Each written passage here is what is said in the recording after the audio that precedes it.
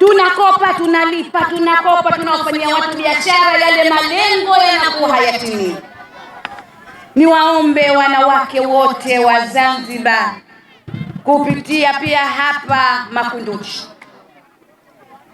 tumekuleteni mgombea ambaye ni Mzanzibari kindakindaki.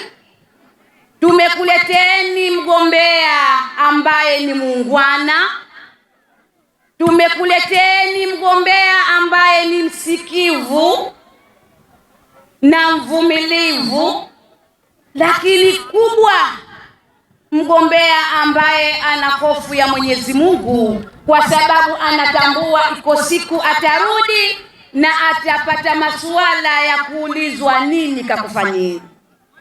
Niwaombe wanawake wote, tarehe 29 tujitokeze mapema sana, na nawaomba wale wanaume, jamani, tukamilishieni vitu vyenu vya kukupikieni tarehe 28, ili msitupe vikwazo vya kutuambia kwanza mpaka upike hapa.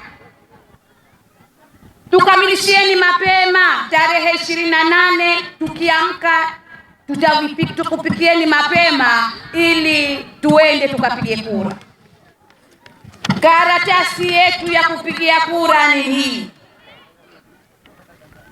Wagombea wote ni 11.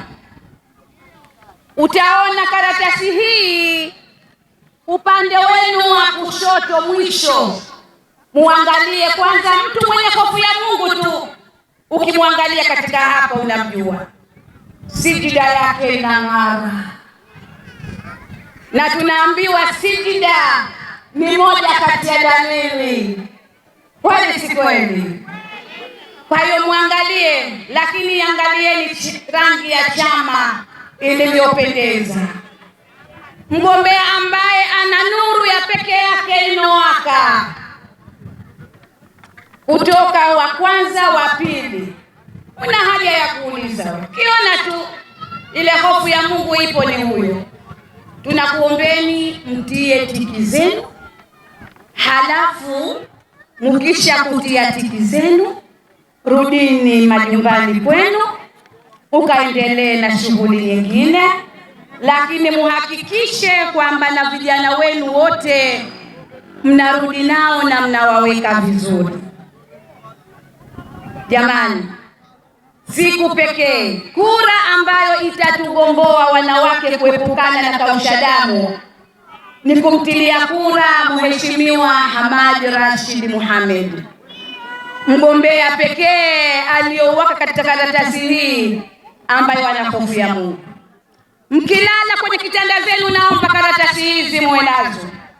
Mkitandika muiwepo. Akija mwenzio mwambie karatasi, bwana umeiona? Hatushindwi sisi wanawake. Tunataka muwabane wanaume wakamtilie kura. Kweli si kweli? Taweka kura hamweki? Naam. Mwisho ni waombe amani. Tusingekuwepo hapa bila ya amani.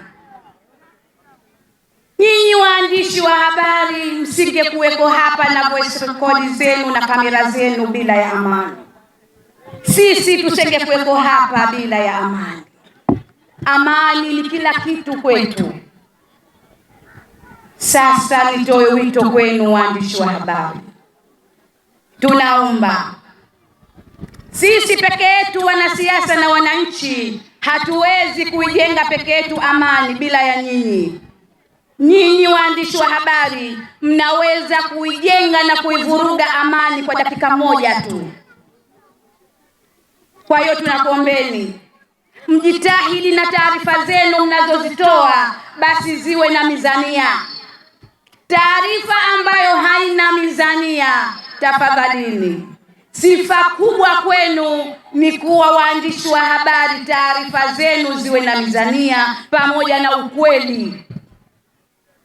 Msije mkatumika kwa sababu ya kuwakubalia tu baadhi ya wanasiasa kwa maslahi yao, mkatuvurugia amani ya nchi yetu.